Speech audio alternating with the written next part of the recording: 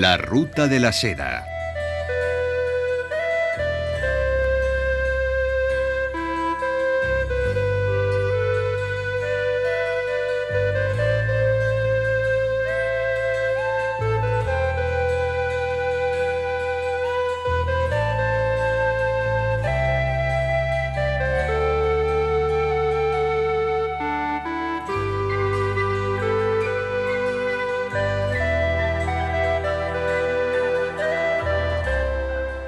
A 1000 kilómetros del río Amarillo.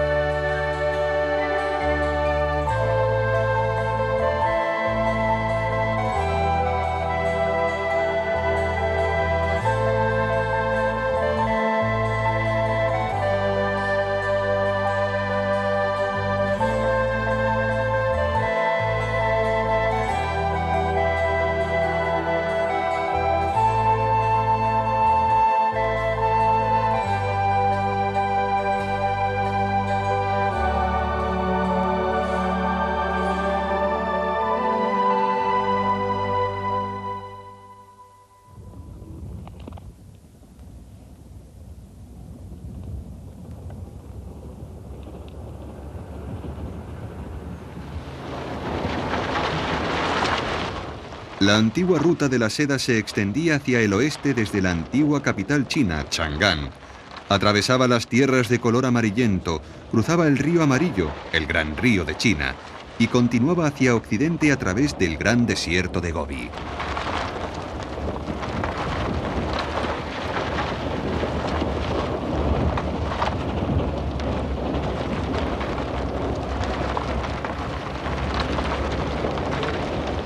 A principios de septiembre, un equipo de televisión integrado por chinos y japoneses partió de Xi'an, que con el nombre de Chang'an fue la antigua capital de China, y cruzó el río Amarillo.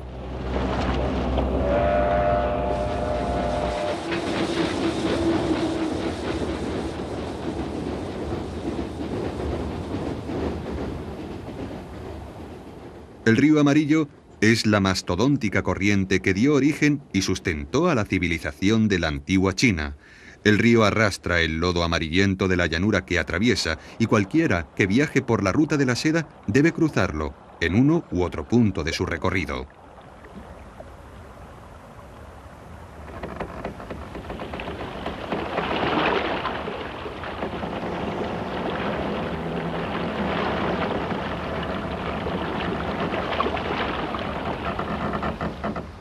En las orillas del río, nuestro equipo descubrió unas enormes norias utilizadas para regar los campos con las fértiles y amarillentas aguas fluviales.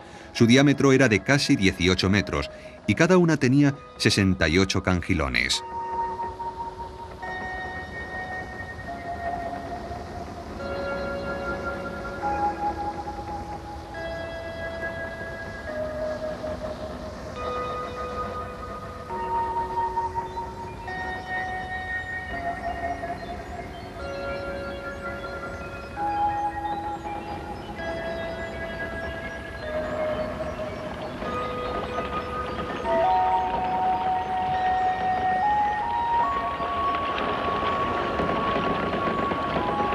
Nadie sabe realmente quién inventó este tipo de noria, pero hay una leyenda que dice que hace muchos siglos el príncipe Zhuo Zhongdao incitó a su uso y todavía se las sigue llamando ruedas del príncipe Zhuo.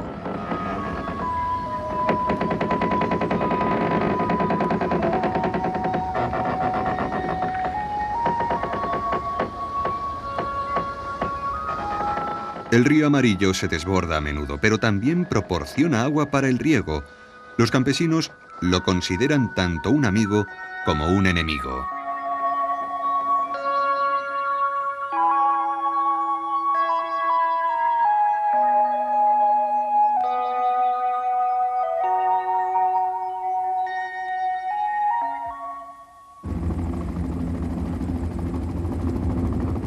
Junto al río Amarillo hay una ciudad, Lanzhou.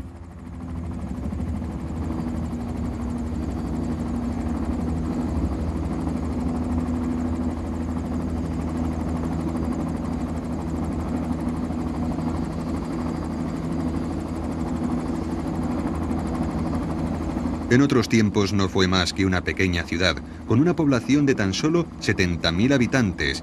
Desde el nacimiento de la Nueva China, sin embargo, se ha convertido en una importante ciudad industrial. Hoy día, los viajeros cruzan el río Amarillo en Lanzhou, pero en los días de la Ruta de la Seda solían cruzarlo por un punto situado corriente arriba.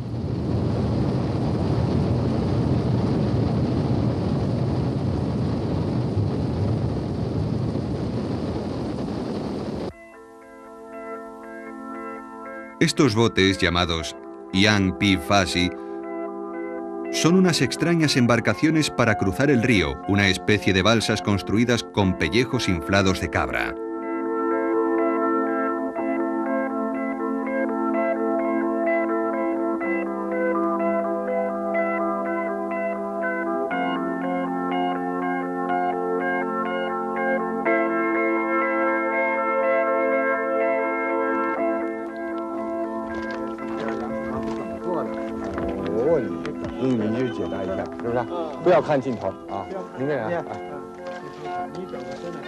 Cortan las cabezas y las patas de las cabras, extraen la carne y los huesos sin dañar la piel y luego afeitan el pelo. A veces se construyen balsas bastante grandes utilizando varios pellejos.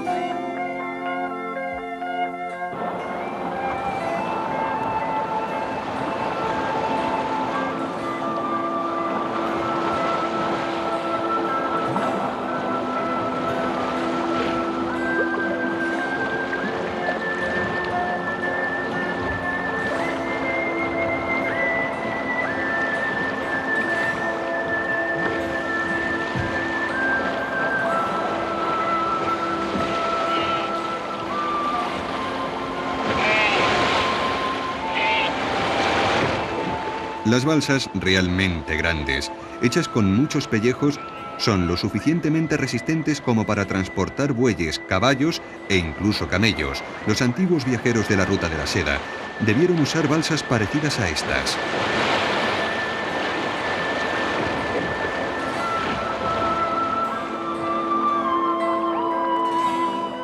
Los barqueros manejan las balsas con mucha habilidad, aprovechando las corrientes, e incluso pueden cruzar el río por donde hay rápidos guiando la embarcación en sentido diagonal. ¿Pero por dónde cruzaban el río Amarillo los viajeros de antaño?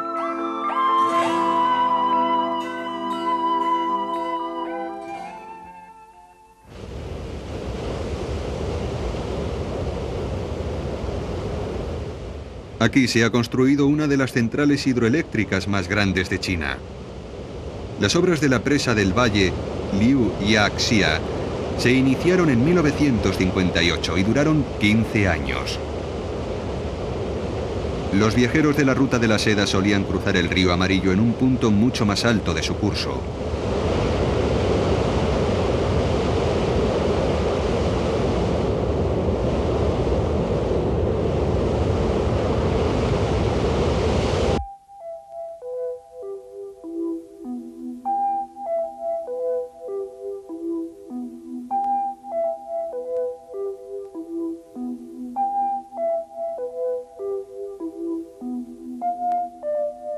Tras la construcción de la presa, la mayor parte de la Ruta de la Seda cercana al río desapareció bajo las aguas del nuevo lago artificial.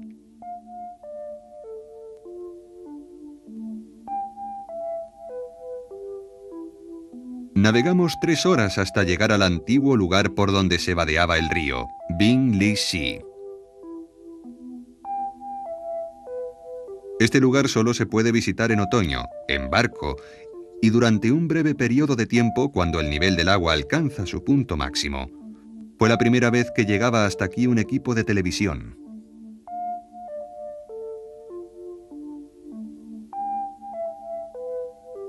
Binglixi era un templo budista construido en los siglos IV y V de nuestra era, en tiempos de la dinastía Wei del norte, y floreció a lo largo de unos 1000 años. un Buda gigantesco construido durante la dinastía Tang varios cientos de años después.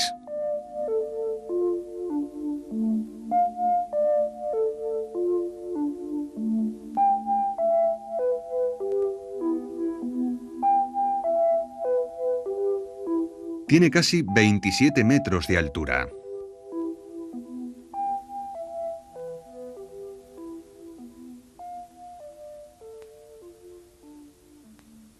Alrededor del enorme Buda, en la pared rocosa, se excavaron decenas de cuevas, más de 180.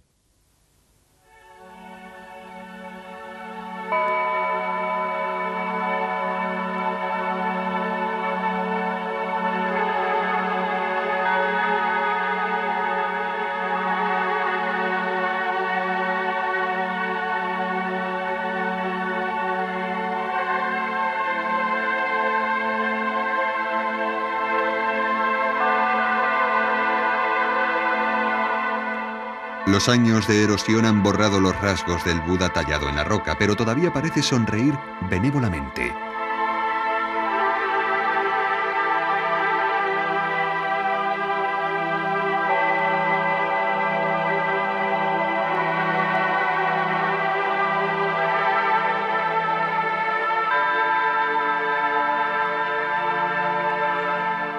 Está sentado con las piernas cruzadas, en la postura que siguen adoptando muchos de los pueblos de Asia.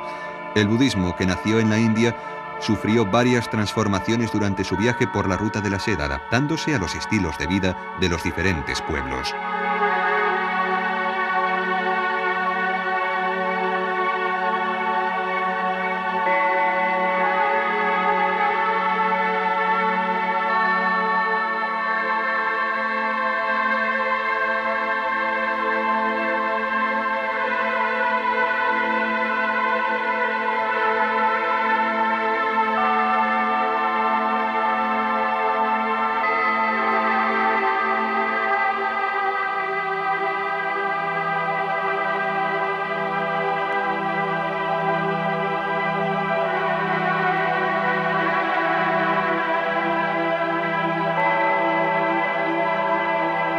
Cuando termina el otoño y empieza a bajar el nivel de las aguas, este lugar se convierte en un grupo de islotes rocosos.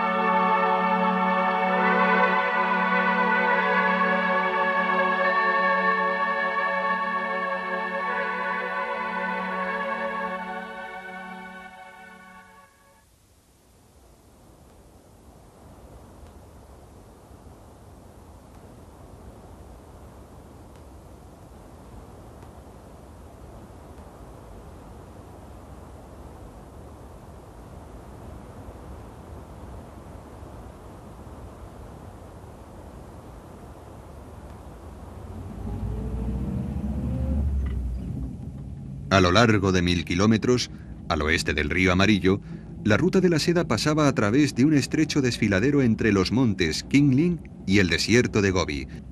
Este desfiladero se llama Corredor de Hexi y en el curso de su larga historia ha estado controlado por muchos pueblos diferentes. Tal vez el más poderoso de esos pueblos fuese el de los hunos, los jinetes nómadas a los que los chinos llamaban Hoing-nu, que controlaron este corredor al principio de la dinastía Han, en el siglo II a.C.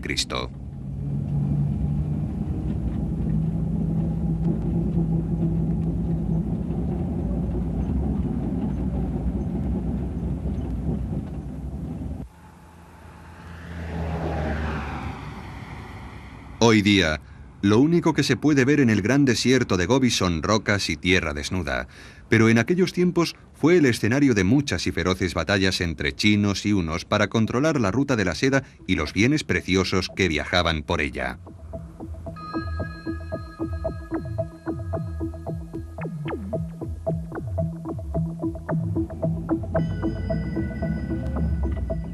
La famosa Gran Muralla China se construyó originalmente como defensa contra los hunos y a medida que fue creciendo el poder de los hunos, la muralla se fue extendiendo hacia el oeste.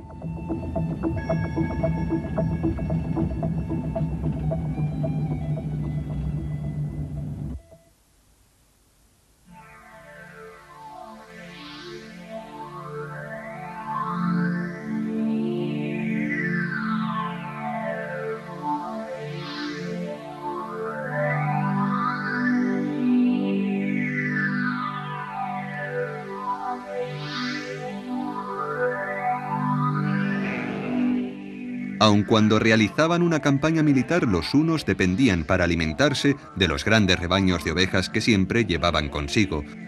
Por eso la gran muralla solo tenía que ser lo suficientemente alta para que ni las ovejas ni los caballos pudieran saltar por encima de ella.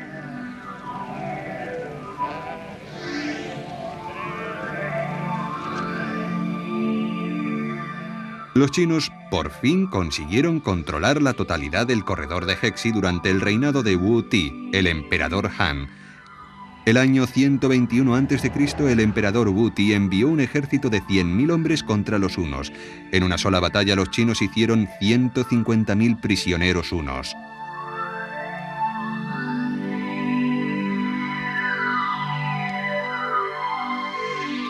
Ahora los chinos controlaban la ruta de la seda.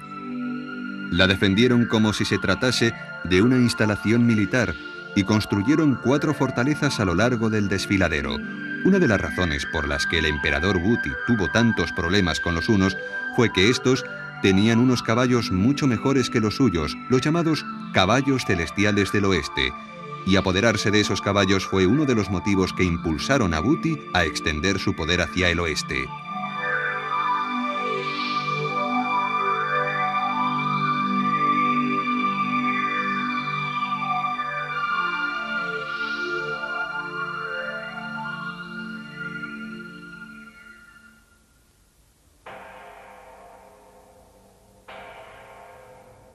A 280 kilómetros al oeste de Lanzhou se encuentra la ciudad de Wuwei, la primera y la más grande de las 4 fortalezas chinas del corredor de Hexi. Lo único que queda hoy es la puerta de la ciudadela.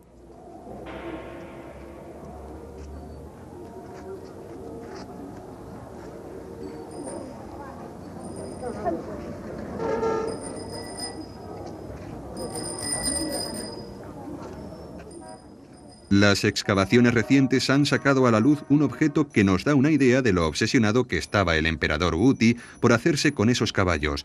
Fue desenterrado en 1960 cuando las relaciones entre China y la Unión Soviética empezaron a deteriorarse.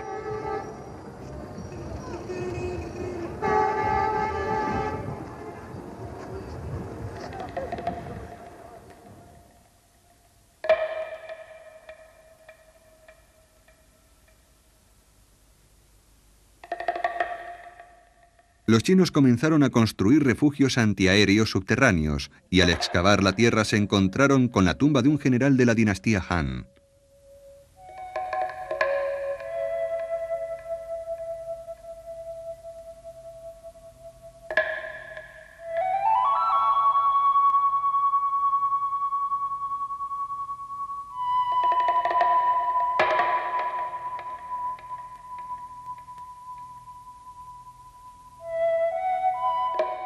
Dentro de la tumba, encontraron esta maravillosa estatuilla en bronce de un caballo.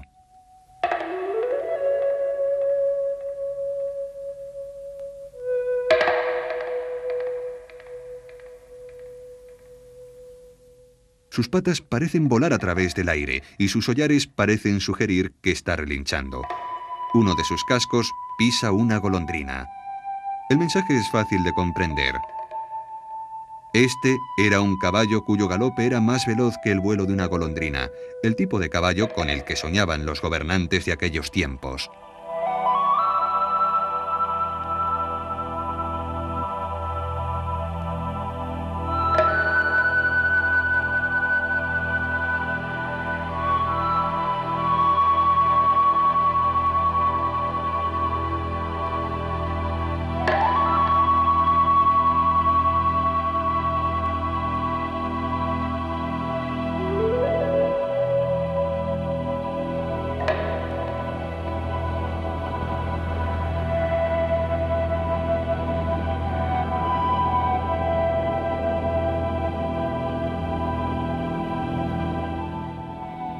Tan maravillosos les parecían los corceles de los hunos que los chinos llamaron caballos celestiales del oeste a esos animales que tanto admiraba el emperador Wu Ti.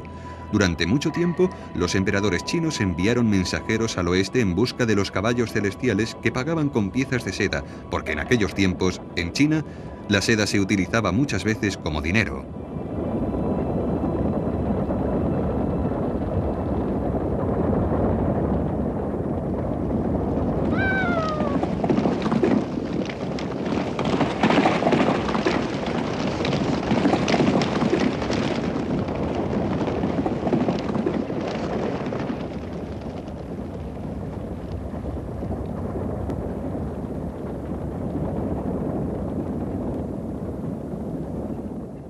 Hoy día el ejército chino sigue abasteciéndose de caballos en las praderas de Shandan, en los montes Qingling. Aquí todavía se crían caballos que descienden de los antiguos caballos celestiales, y estas praderas tienen una historia ininterrumpida desde hace 1300 años, cuando se empezaron a usar estas tierras como pastos para los caballos durante la dinastía Sui. En el siglo VI de nuestra era, en ellos pastaba un rebaño de 100.000 caballos. Los caballos actuales han sido cruzados con ejemplares mongoles, más pequeños aunque muy resistentes, y con los grandes caballos kazakos.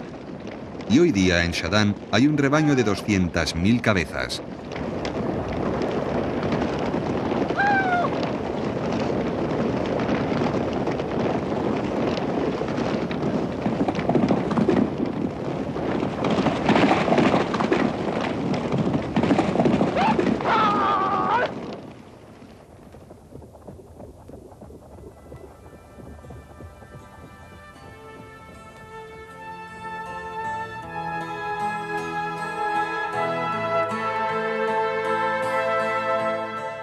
Los montes Qingling, con agua abundante y ricas tierras de pastos, estaban considerados como un paraíso terrestre por los nómadas hunos.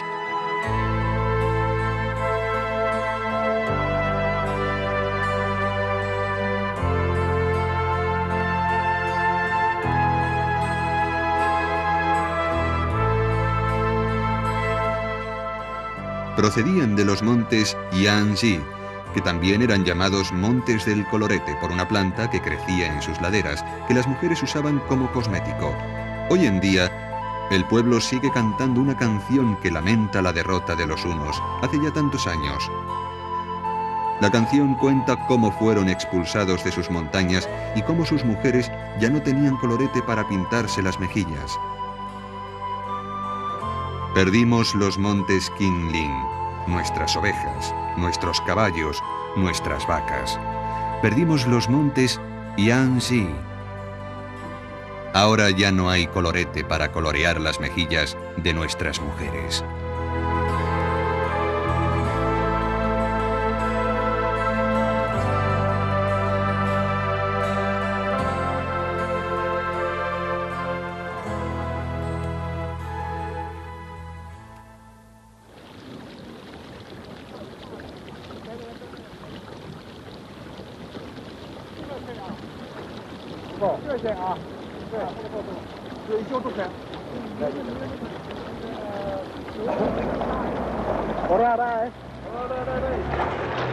Los ríos que atraviesan el desierto de Gobi fluyen por una serie de canales que parecen hilos enredados y que con frecuencia cambian su curso.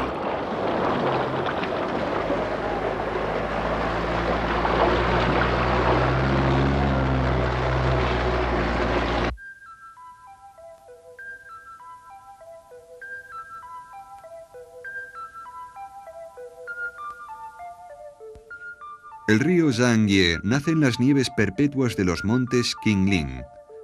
A veces ha sido llamado Ruo Shui, arroyo débil, o Hei Shui, arroyo negro. Y cuando ha cambiado su curso, el desierto también ha cambiado. A veces, cuando se derriten las nieves de los montes Qingling, el río se desborda y altera por completo el aspecto del corredor de Hexi. Muchos oasis y fortificaciones han desaparecido a causa de cambios en el curso del río.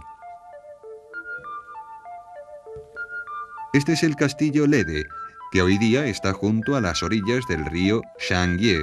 Fue construido durante la dinastía Han hace unos 2000 años.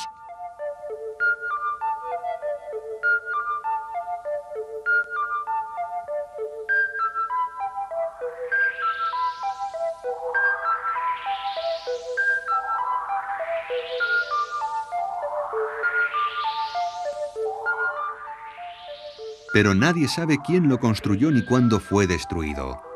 Hay quienes dicen que fue destruido por una fuerte riada, y otros sostienen que fue conquistado por el gran soberano mongol Genghis Khan.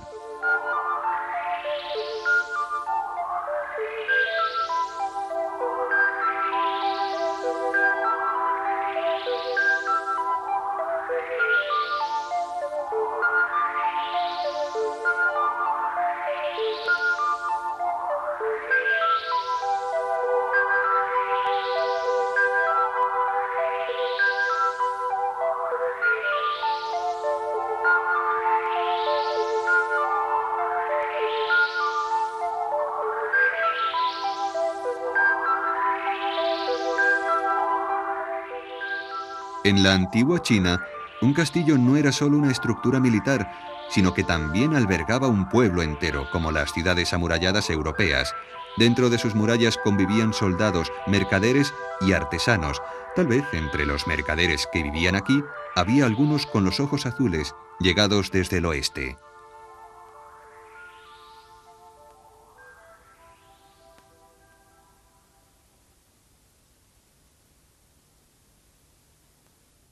Hoy día los patios están cubiertos de trozos de tejas rotas y de pedazos de piezas de cerámica. Muchos de los fragmentos se pueden identificar, y los más antiguos datan de hace 2000 años, de la dinastía Han. Incluso los más recientes son de hace 1000 años.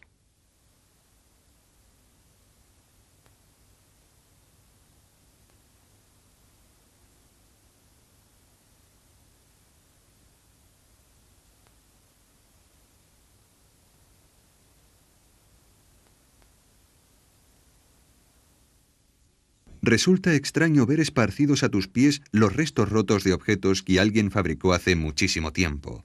Dicen que si se excava a bastante profundidad no se sabe lo que se puede encontrar, pero hasta ahora aquí no se ha hecho ningún trabajo arqueológico en serio.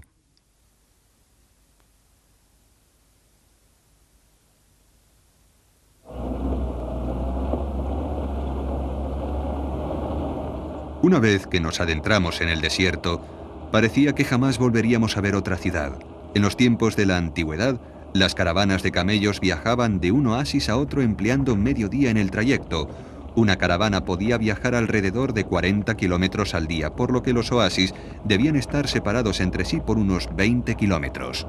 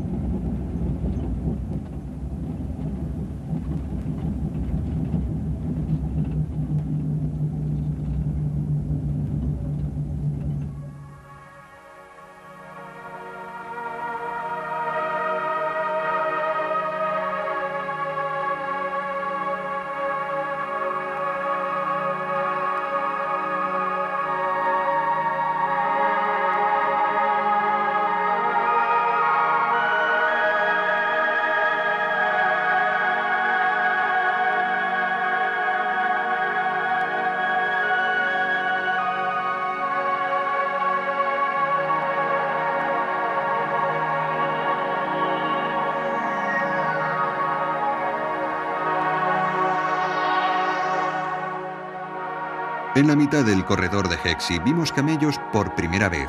A partir de este punto hacia el oeste, el camello es una parte esencial de las vidas de los habitantes locales.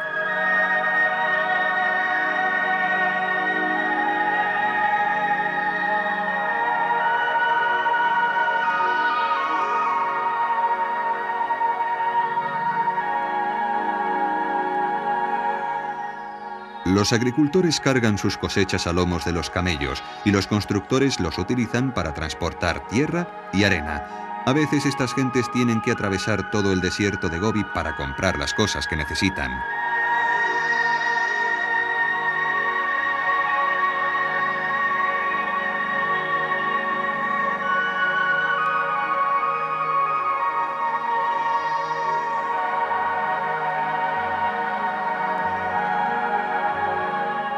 Esta es una de las ciudades oasis. Es media tarde, por lo que la mayoría de los adultos están durmiendo la siesta y las únicas voces que se oyen son las de los niños.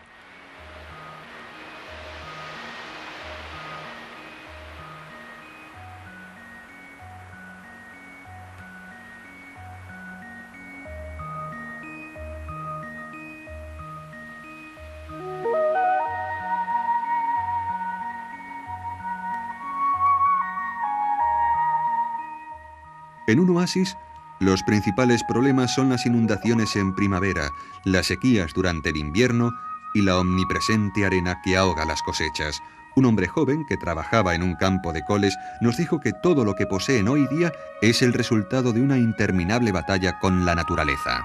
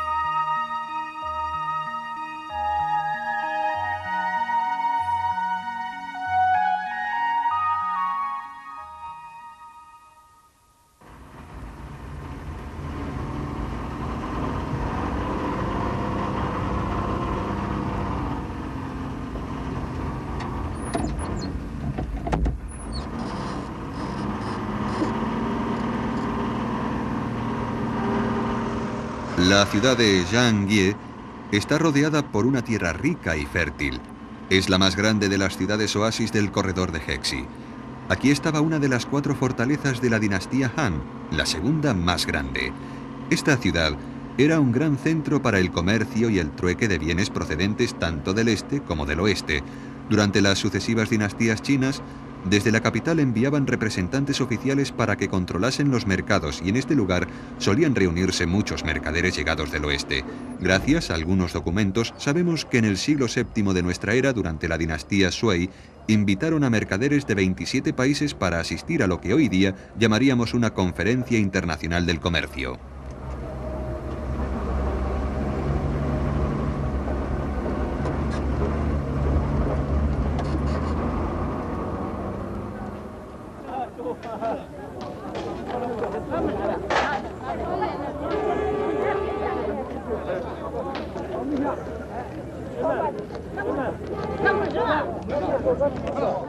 En todas las esquinas de la ciudad hay campesinos que venden frutas y verduras frescas. En esta ciudad todo el mundo tiene derecho a vender sus productos, cuando y como quiera.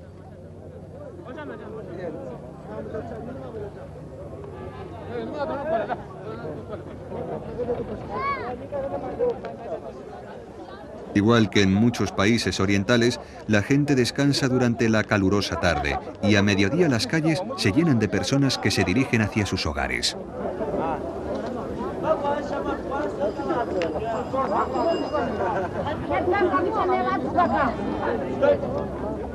Aquí hay pimientos verdes y tomates que fueron traídos por mercaderes del oeste.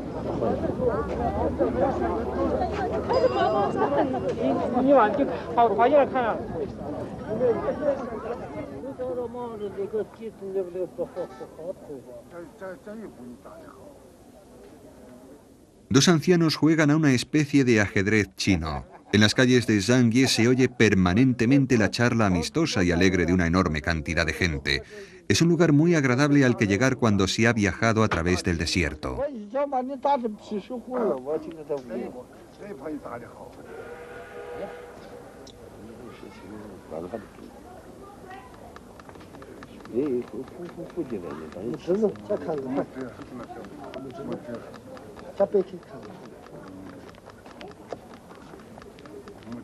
En la segunda mitad del siglo XIII, en tiempos de la breve dinastía Yuan, de origen mongol, un famoso italiano llegó a esta ciudad oasis y vivió aquí un tiempo, Marco Polo.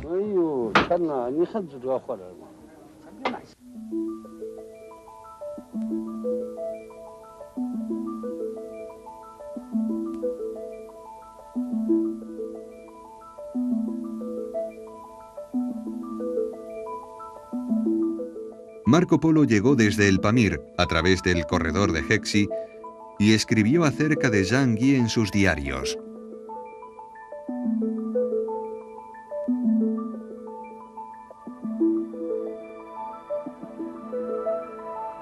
Escribió: Janghye es una ciudad agradable y grande, con unos cuantos musulmanes y cristianos, además de budistas. Hay muchos templos budistas y por toda la ciudad se ven imágenes budistas. Hay imágenes de gran tamaño, algunas recubiertas de pan de oro, y todas están elaboradas con una técnica excelente. Una de las estatuas, particularmente grande, está tumbada sobre un costado, rodeada de varias figuras orantes más pequeñas.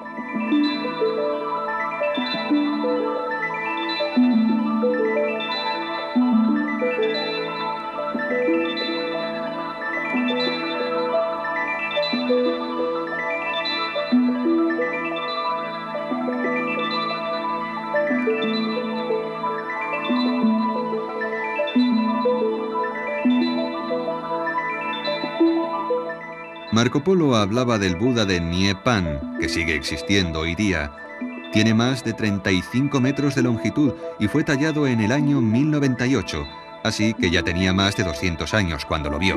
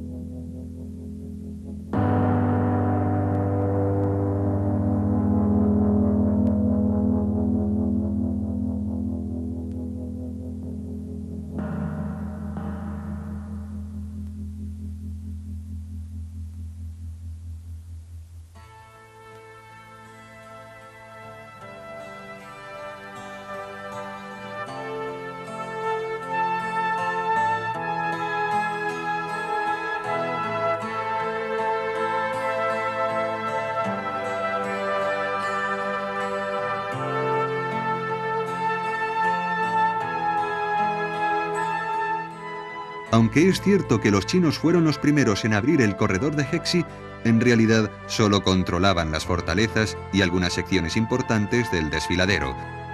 Desde los tiempos de la dinastía Han, muchas tribus combatieron aquí a pesar de que los chinos ejerciesen el control de la zona.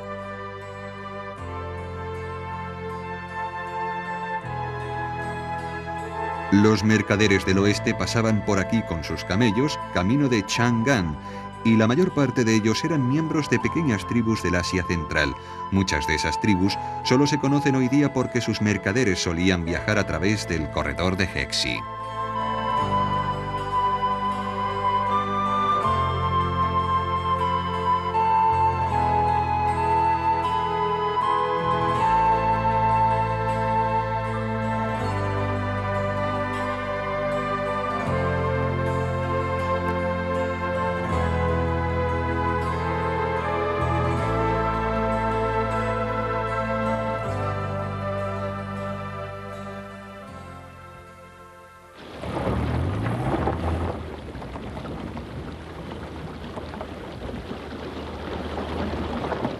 Subimos a los montes Qingling para buscar vestigios de algunas de las antiguas tribus.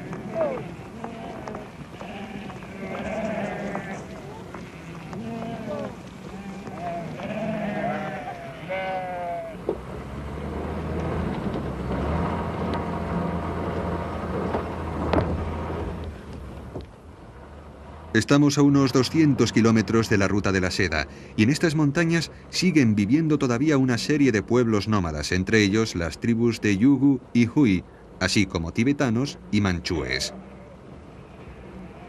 A menudo vimos gentes en movimiento, con sus tiendas transportadas a lomos de yaks y seguidas por sus rebaños de ovejas.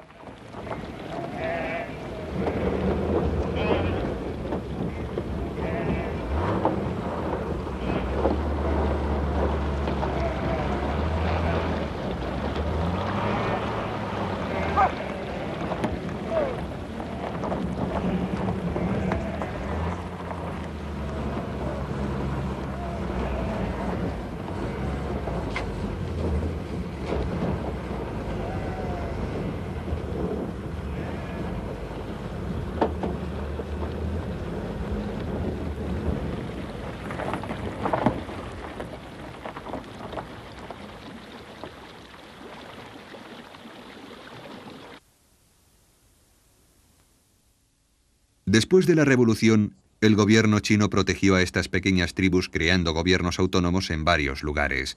Visitamos la región autónoma uigur del Xinjiang, que se encuentra a casi 3.000 metros sobre el nivel del mar.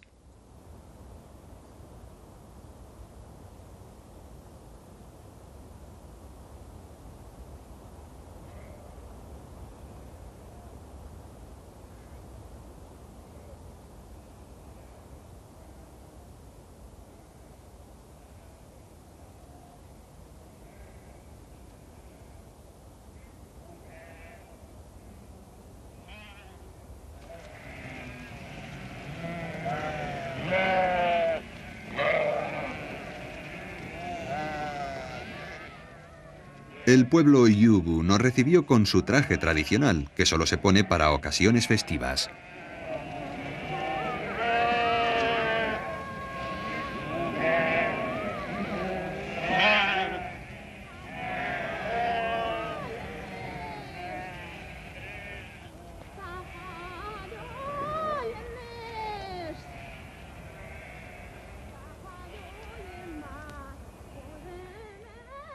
En su propio lenguaje, el pueblo Yugu se llama a sí mismo uigur.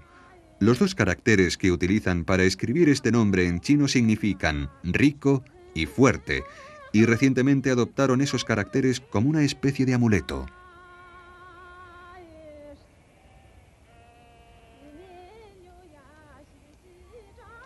Las vestimentas del pueblo yugu recuerdan bastante a las del Tíbet, pero sus rasgos son más parecidos a los de los mongoles. Hablan el lenguaje uigur y su religión es el lamaísmo, una forma de budismo que practican también los tibetanos, pero no hay ningún documento que pueda sugerir de cuál de las antiguas tribus de la Ruta de la Seda descienden. La tribu no tiene un sistema de escritura propio, aunque hoy día los jóvenes estudian el chino y muchos de ellos han adoptado nombres chinos.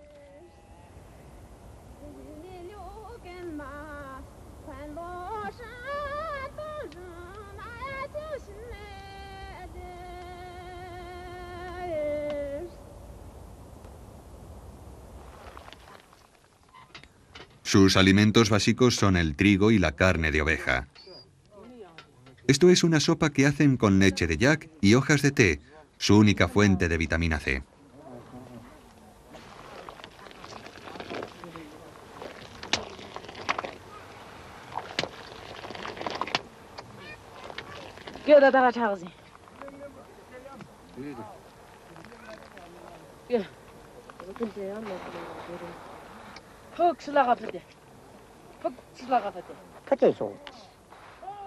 Cuando empiezan a caer las primeras nevadas en octubre, estas gentes abandonan la vida nómada hasta el próximo año y bajan de las montañas.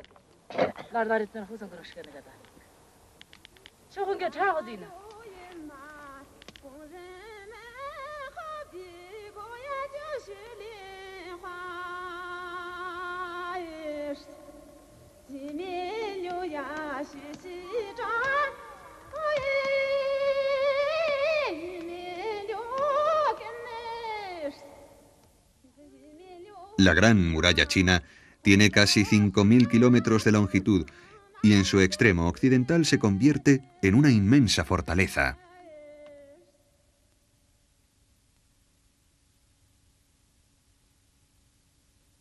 Este castillo, Jiayuguan, fue construido en el siglo XIV en tiempos de la dinastía Ming. Aquí había una guarnición de 300 soldados para proteger al país de los invasores del oeste.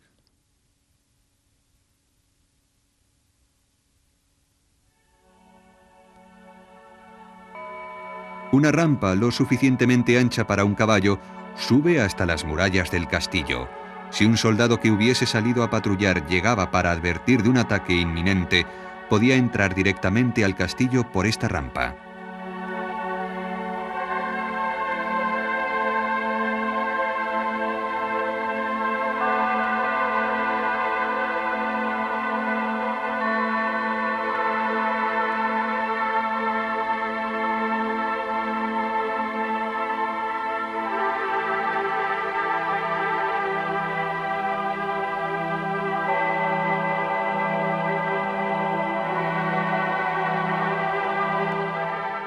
Los soldados llevaban una vida muy solitaria, lejos de sus hogares y sus familias.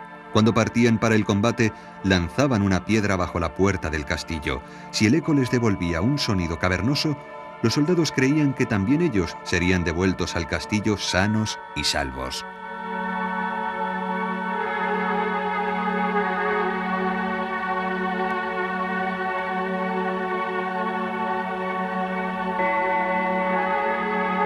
En las murallas del castillo, unos feroces dragones miran en dirección al peligro, hacia el oeste, ya que el corredor de Hexi fue el escenario de batallas que marcaron el auge y la caída de muchos pueblos. Pero fue aquí donde se forjó una vía de comunicación vital, la Ruta de la Seda, que conectaba el este y el oeste.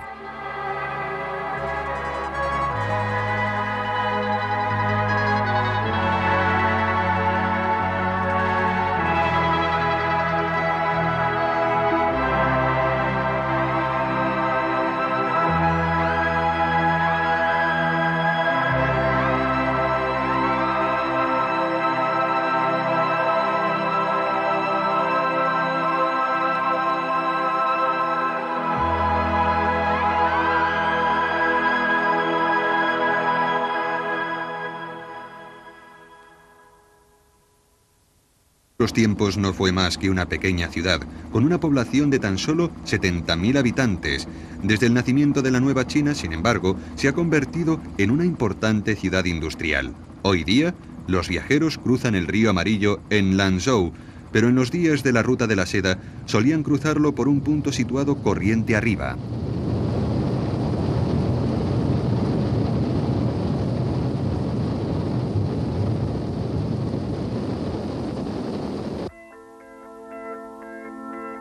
Estos botes, llamados Yangpi Faxi, son unas extrañas embarcaciones para cruzar el río, una especie de balsas construidas con pellejos inflados de cabra.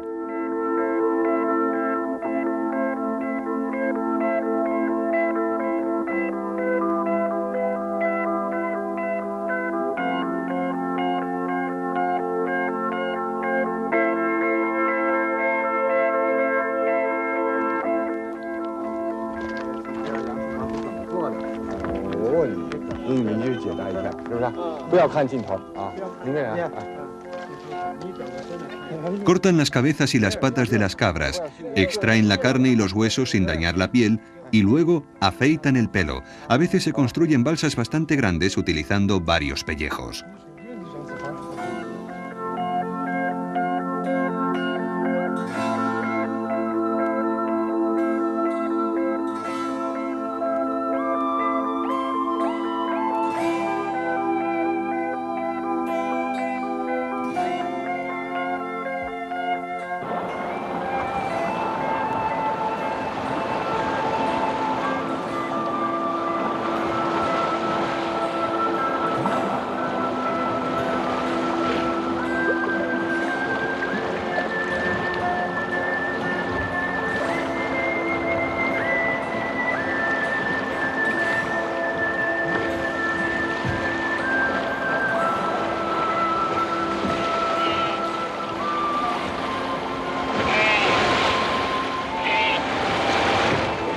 Las balsas realmente grandes, hechas con muchos pellejos, son lo suficientemente resistentes como para transportar bueyes, caballos e incluso camellos. Los antiguos viajeros de la Ruta de la Seda debieron usar balsas parecidas a estas.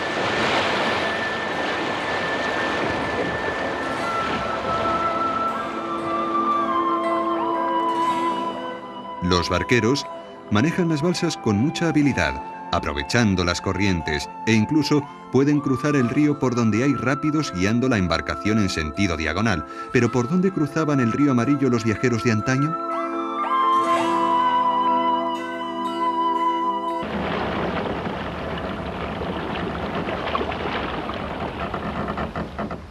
En las orillas del río, nuestro equipo descubrió unas enormes norias utilizadas para regar los campos con las fértiles y amarillentas aguas fluviales. Su diámetro era de casi 18 metros y cada una tenía 68 cangilones.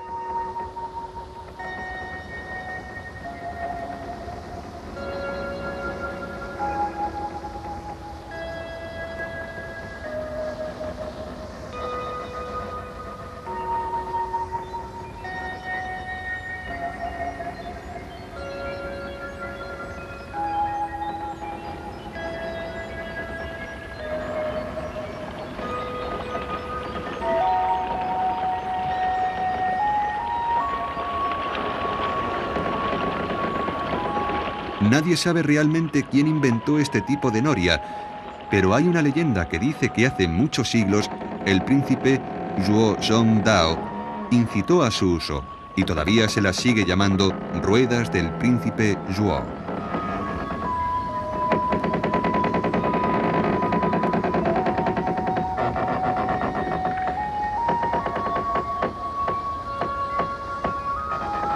El río Amarillo se desborda a menudo, pero también proporciona agua para el riego. Los campesinos lo consideran tanto un amigo como un enemigo.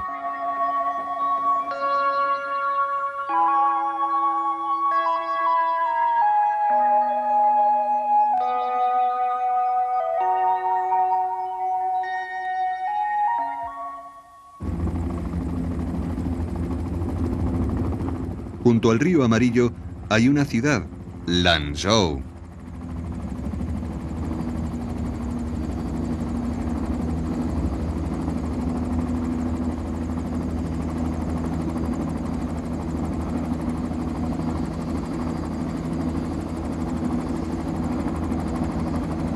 En otros tiempos no fue más que una pequeña ciudad, con una población de tan solo 70.000 habitantes. Desde el nacimiento de la Nueva China, sin embargo, se ha convertido en una importante ciudad industrial. Hoy día, los viajeros cruzan el río Amarillo en Lanzhou, pero en los días de la Ruta de la Seda solían cruzarlo por un punto situado corriente arriba.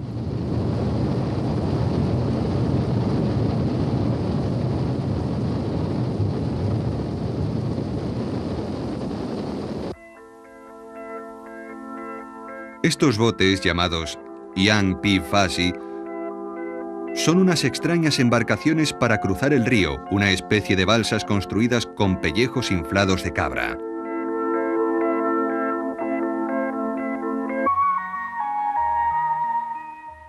En un oasis, los principales problemas son las inundaciones en primavera, las sequías durante el invierno y la omnipresente arena que ahoga las cosechas. Un hombre joven que trabajaba en un campo de coles nos dijo que todo lo que poseen hoy día es el resultado de una interminable batalla con la naturaleza.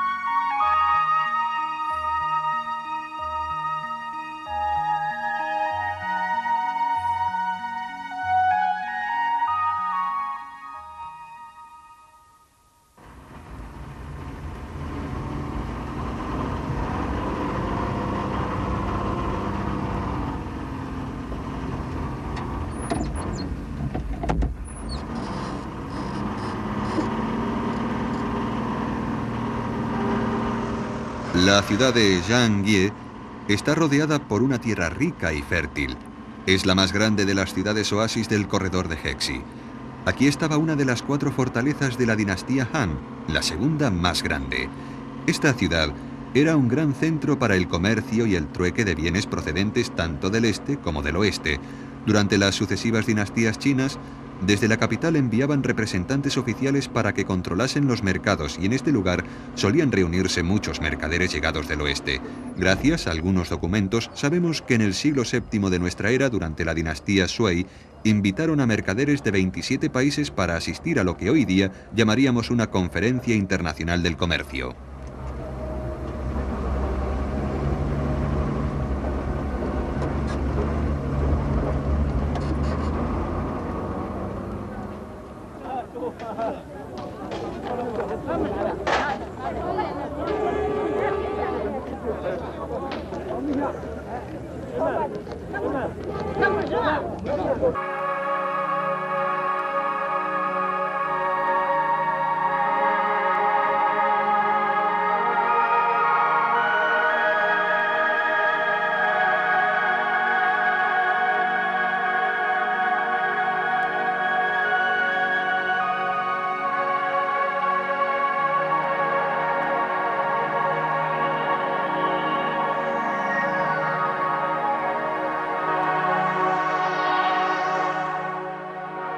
En la mitad del corredor de Hexi vimos camellos por primera vez. A partir de este punto hacia el oeste, el camello es una parte esencial de las vidas de los habitantes locales.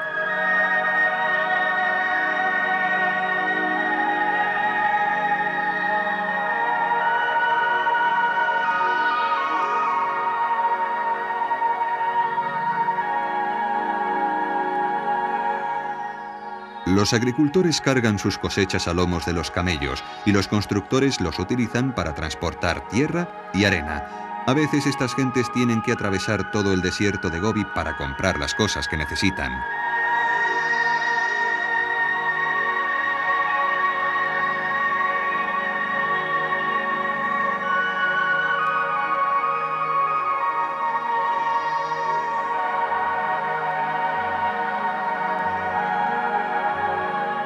Esta es una de las ciudades oasis. Es media tarde, por lo que la mayoría de los adultos están durmiendo la siesta y las únicas voces que se oyen son las de los niños.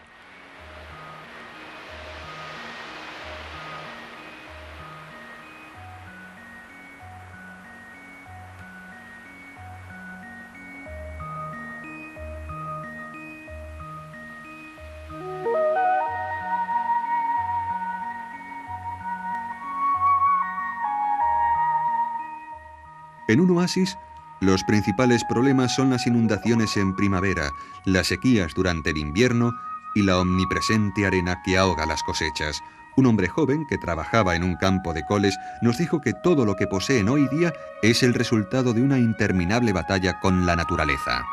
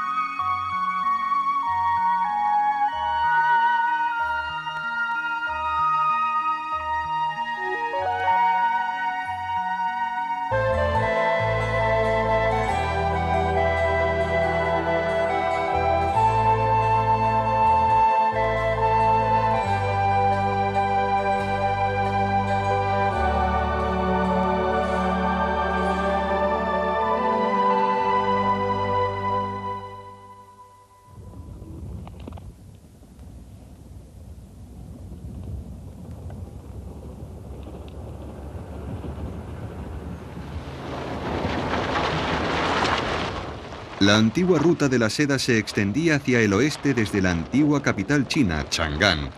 Atravesaba las tierras de color amarillento, cruzaba el río Amarillo, el gran río de China, y continuaba hacia occidente a través del gran desierto de Gobi.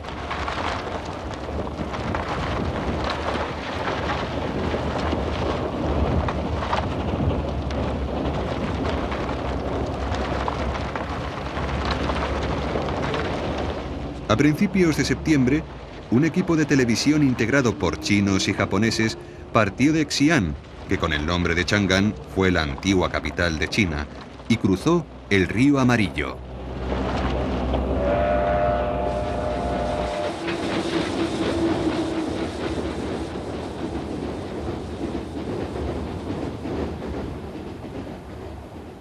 El río Amarillo es la mastodóntica corriente que dio origen y sustentó a la civilización de la antigua China. El río arrastra el lodo amarillento de la llanura que atraviesa y cualquiera que viaje por la ruta de la seda debe cruzarlo en uno u otro punto de su recorrido.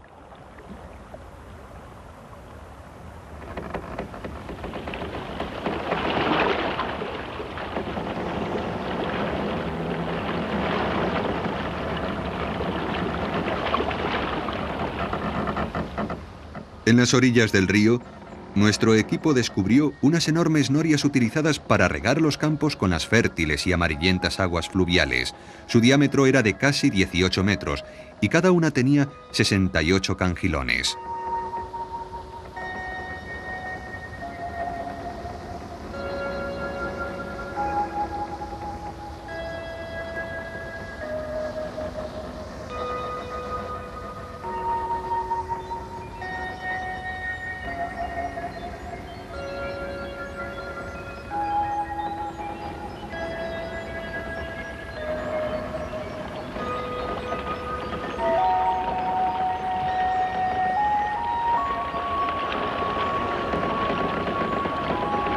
Nadie sabe realmente quién inventó este tipo de noria, pero hay una leyenda que dice que hace muchos siglos el príncipe Zhuo Zhongdao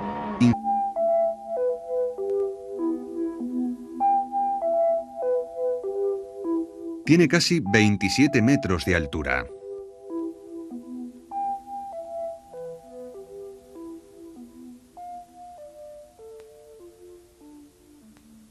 Alrededor del enorme Buda, en la pared rocosa, se excavaron decenas de cuevas, más de 180.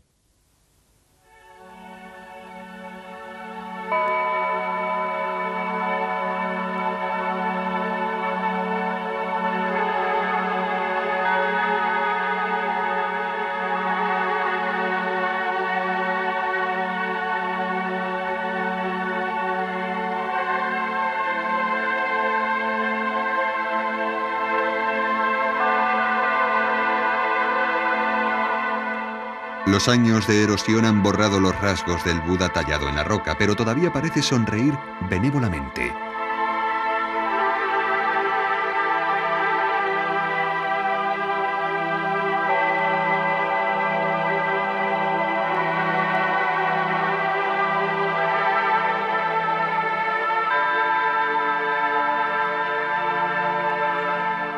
Está sentado con las piernas cruzadas, en la postura que siguen adoptando muchos de los pueblos de Asia. El budismo, que nació en la India, sufrió varias transformaciones durante su viaje por la ruta de la seda, adaptándose a los estilos de vida de los diferentes pueblos.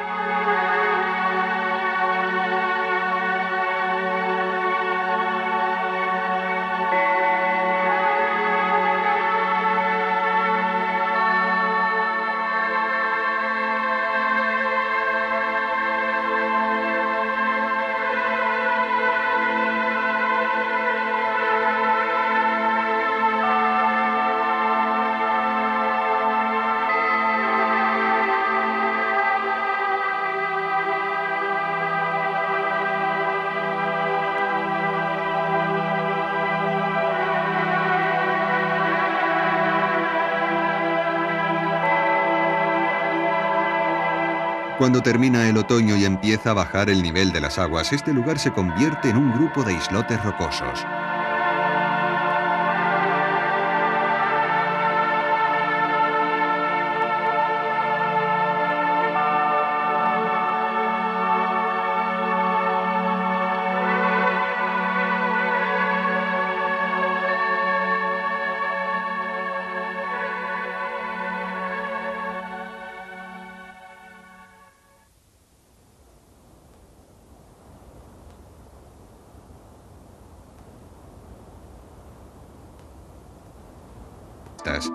Hay muchos templos budistas y por toda la ciudad se ven imágenes budistas. Hay imágenes de gran tamaño, algunas recubiertas de pan de oro, y todas están elaboradas con una técnica excelente. Una de las estatuas, particularmente grande, está tumbada sobre un costado, rodeada de varias figuras orantes más pequeñas.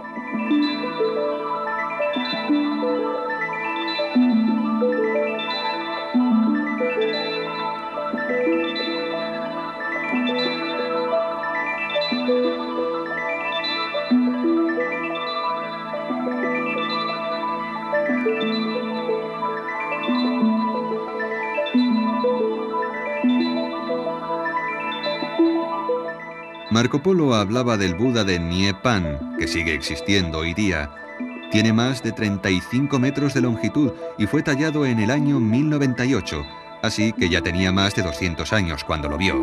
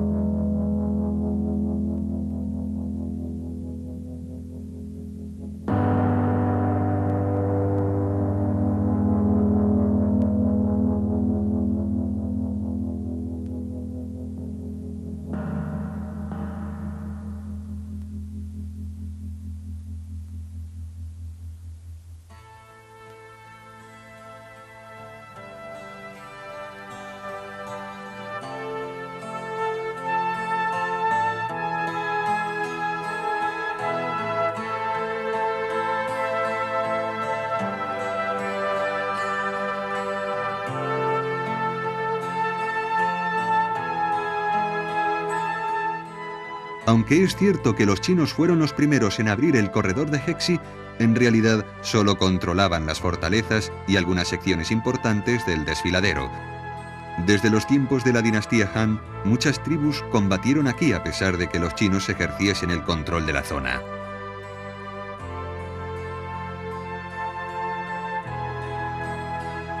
Los mercaderes del oeste pasaban por aquí con sus camellos, camino de Chang'an, y la mayor parte de ellos eran miembros de pequeñas tribus del Asia Central. Muchas de esas tribus solo se conocen hoy día porque sus mercaderes solían viajar a través recorrido.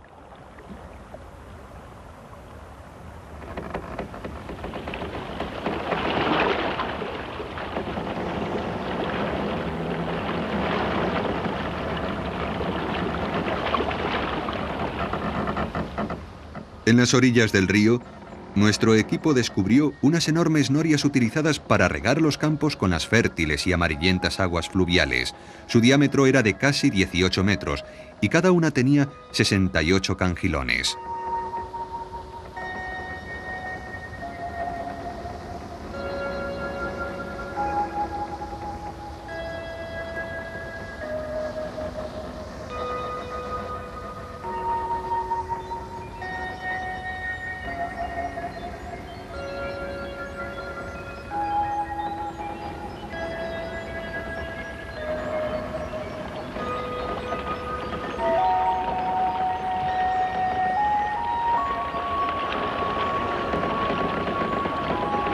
Nadie sabe realmente quién inventó este tipo de noria, pero hay una leyenda que dice que hace muchos siglos el príncipe Zhuo Zhongdao incitó a su uso y todavía se las sigue llamando ruedas del príncipe Zhuo.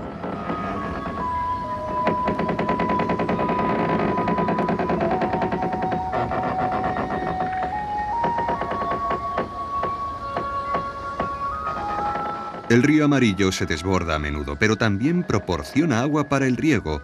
Los campesinos lo consideran tanto un amigo como un enemigo.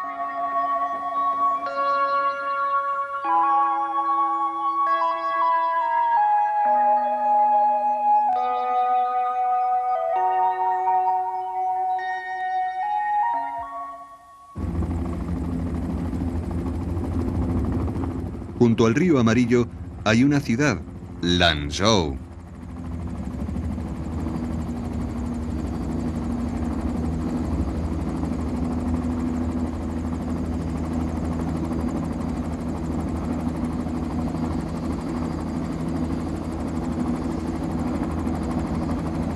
En otros tiempos no fue más que una pequeña ciudad, con una población de tan solo 70.000 habitantes. Desde el nacimiento de la Nueva China, sin embargo, se ha convertido en una importante ciudad industrial. Hoy día, los viajeros cruzan el río Amarillo en Lanzhou, pero en los días de la Ruta de la Seda solían cruzarlo por un punto situado corriente arriba.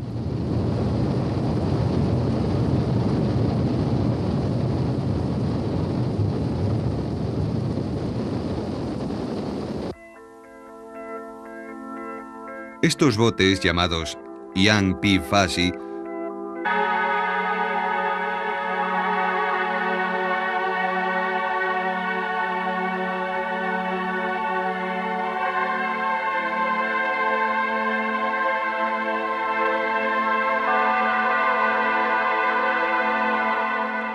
los años de erosión han borrado los rasgos del Buda tallado en la roca, pero todavía parece sonreír benévolamente.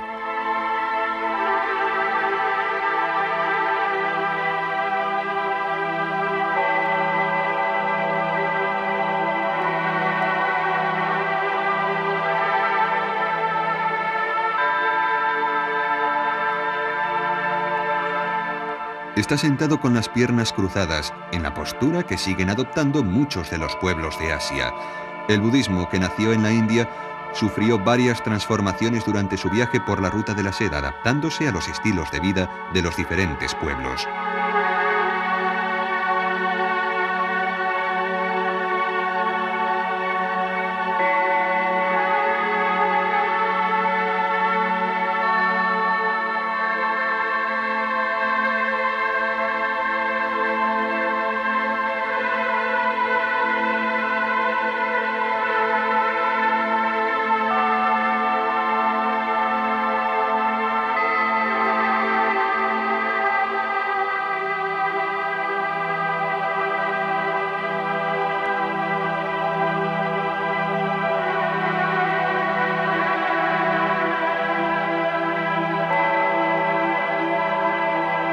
Cuando termina el otoño y empieza a bajar el nivel de las aguas, este lugar se convierte en un grupo de islotes rocosos.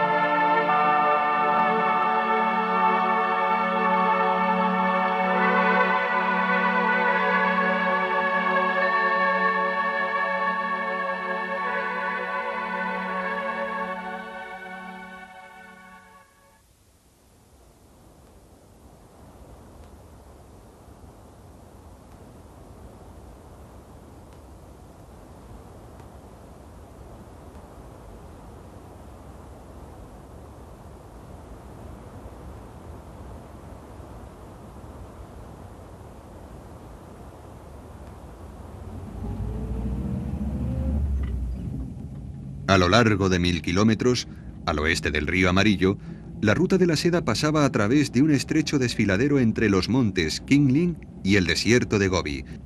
Este desfiladero se llama Corredor de Hexi y en el curso de su larga historia ha estado controlado por muchos pueblos diferentes. Tal vez el más poderoso de esos.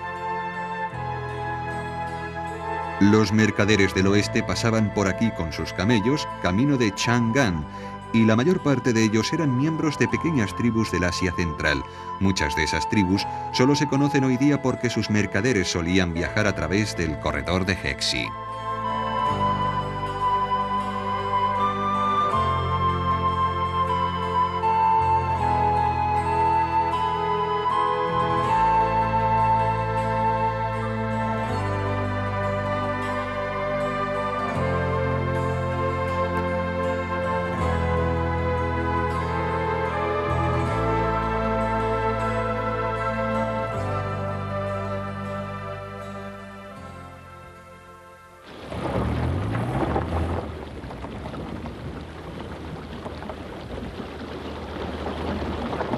Subimos a los montes Qingling para buscar vestigios de algunas de las antiguas tribus.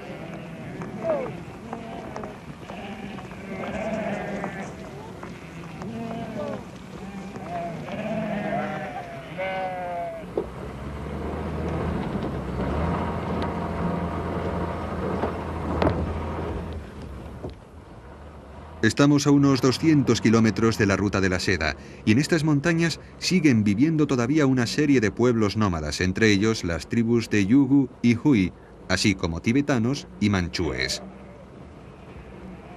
A menudo vimos gentes en movimiento, con sus tiendas transportadas a lomos de yaks y seguidas por sus rebaños de ovejas.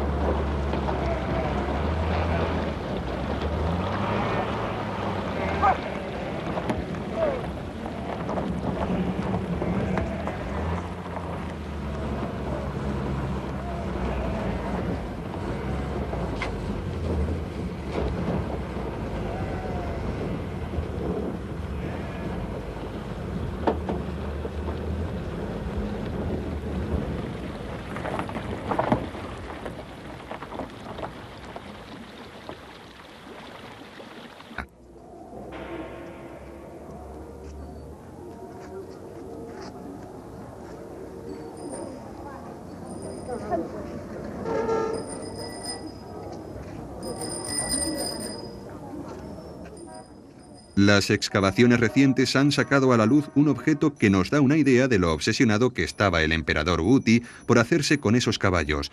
Fue desenterrado en 1960 cuando las relaciones entre China y la Unión Soviética empezaron a deteriorarse.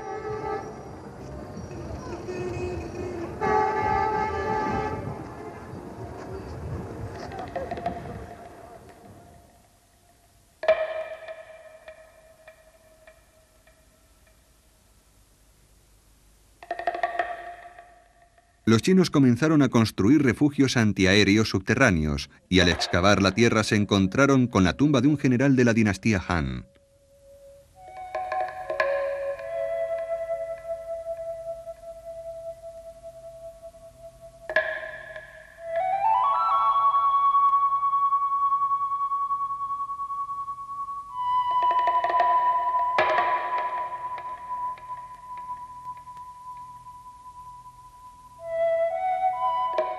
Dentro de la tumba, encontraron esta maravillosa estatuilla en bronce de un caballo.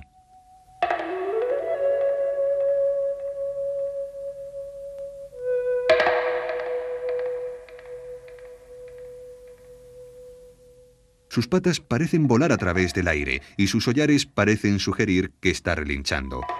Uno de sus cascos pisa una golondrina. El mensaje es fácil de comprender.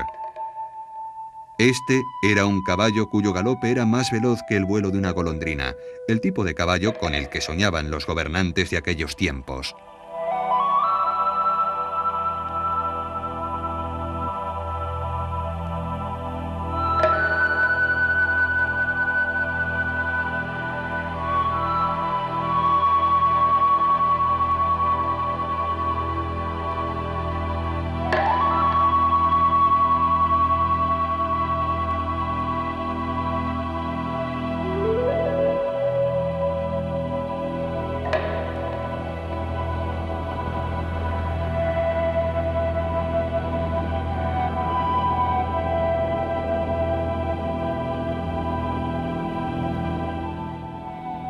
Tan maravillosos les parecían los corceles de los hunos que los chinos llamaron caballos celestiales del oeste a esos animales que tanto admiraba el emperador Wuti.